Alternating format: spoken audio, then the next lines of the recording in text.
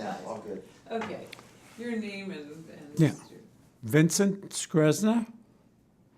I'm a polycystic kidney patient. I've had a transplant in 2010, and I've been through a lot of adversities with the polycystic kidney disease. I've been through 8 operations in 12 years, been in and out of hospitals, had pneumonia 4 times, infections, urinary infections.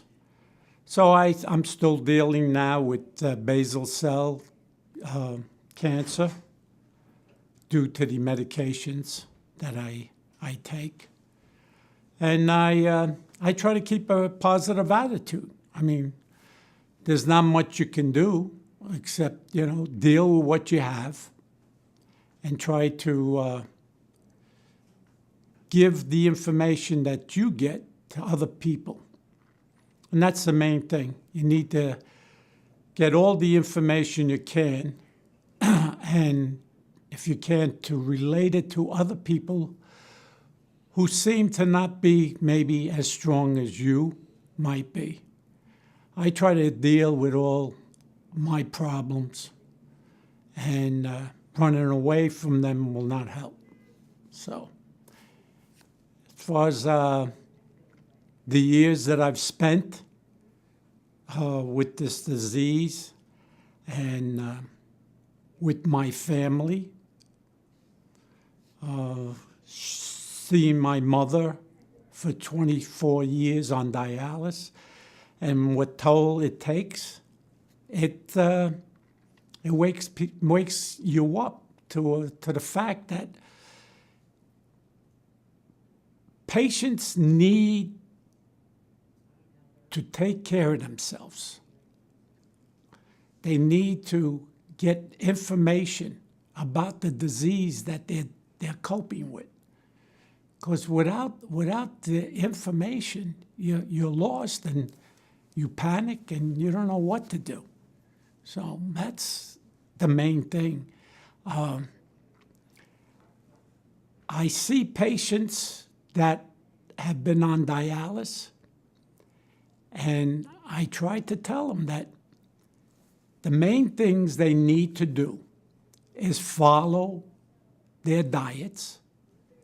They need to take the medications they are prescribed, and they need to exercise. So that's the main thing for me. What do you see as the most important issue to tackle? Excuse me, hold on 1 second. Steve, is it getting noisy out there? He's over. It's fine, but that You would want be me to good. stand out there and just be make sure? Yes. Wouldn't hurt. That'd be great. Let's do that. And roll. Great. Okay, what do you think is the most important issue for us to tackle? The most important thing to tackle is making a patient understand that dialysis is not the thing to stay on. They need to know that a transplant is a lot better than being on dialysis machines. Dialysis machine is only temporary.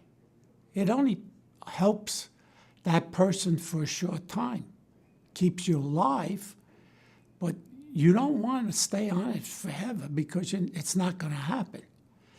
I find that people with high blood pressure, people who have diabetes, people who have heart conditions, do not fare good on dialysis. Polycystic kidney disease patients like myself seem to fare better on dialysis. But then, the dialysis is not for everyone. Hemodialysis and peritoneal dialysis are 2 different animals. The peritoneal dialysis is less invasive, and I chose peritoneal dialysis because of that. Seeing my mother going through what she had to go through on hemo and how it really deteriorates the body. Also, peritoneal dialysis has its downfall also, because the peritoneum in your stomach eventually gives out also. So my message to patients is try to get a transplant as soon as you can. And if you can get it from someone you know and that's willing to give it to you, that's fine. And if not, you need to find a way to get that kidney or that person to help you. So I wish the people would understand, and I wish the government would understand that it costs hundreds and hundreds of thousands of dollars to keep a person on a dialysis machine when they can get a kidney, and the cost would be a lot less. So, just speaking for myself, how long a kidney will last, that's up to the individual. It's how you take care of yourself. I take my meds every day, twice a day. I might take maybe 18 pills, 20 pills. I eat properly. I make sure I have a good breakfast. I keep in shape. I played tennis for a few years after all my experiences with being in and out of the hospitals. I'm still have issues, but I deal with them. And I just, I know each patient has a different issue. So I'm speaking for myself, but I like to convey that to the other patients, that they need to really work for themselves. And you can't depend on people, and you can't depend on doctors all the time. You need to be your own advocate. That's the main thing. And deal with your issues. And if there's something that you see a doctor says, or whatever medications they give you, and you feel that that's not right for you, you need to speak up. I'm taking anti-rejection medications. My immune system is low, and I know that, so I deal with it. I also know they had other medications that are less invasive as far as causing cancer. I tried it. Was an adverse effect on me, okay? So I stopped. I told them I cannot take it. So now I stay on what I'm staying on, and I deal with what's going to happen in the future. But I'm not going to dwell on it, because I don't want to be depressed. I don't want to feel that, there's no hope. So people have to take control. That's the main thing. You need to take control. And if you don't take control, then you're only going to face reality. And the reality is, you're not going to live long. That's perfect, actually. Thank you. That was Were really you wonderful. there last year? No, Oh. you weren't, but What'd you think of this study? I think it's great. I mentioned many, many times to my doctors with polycystic kidneys that they should have taken those kidneys out as soon as they know you have them. Because at the beginning, doctors would say, well, the cysts are on the kidneys, they're not going to go anywhere else. That's a fallacy. I had them spread on my liver.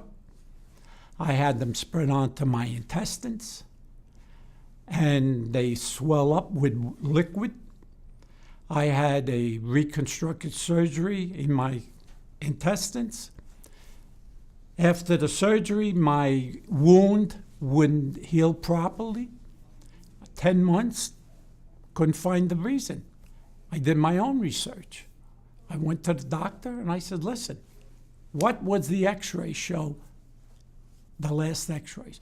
Well, you had cysts with liquid in. I says, well, why weren't they taken out? Well, they weren't bothering you. So why should we take them out? I said, well, what's happening now is that because I have the water in the cysts, they're coming out through the incision. So I said, I think we need to drain them. So they finally took my advice after 10 months, and they put the drains in. And God is my witness. 2 days, the wound was healed. In 2 days, you wouldn't even know that I had an incision there. So that's being your own advocate. Okay. The transplant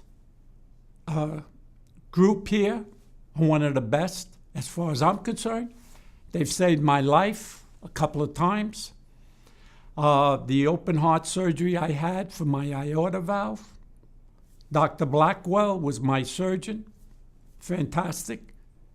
I've had, like I said, 8 surgeries, and I survived. I'm here today speaking so I can give my message to other patients that when you find out your kidneys are failing, it's not the end of the world. You need to deal with it. And if you can't deal with it by yourself, try to get someone who will help you deal with it. So that's my message to everyone. That's perfect, thank you. Right. Those are some great sound bites. Yeah. Thank you so much.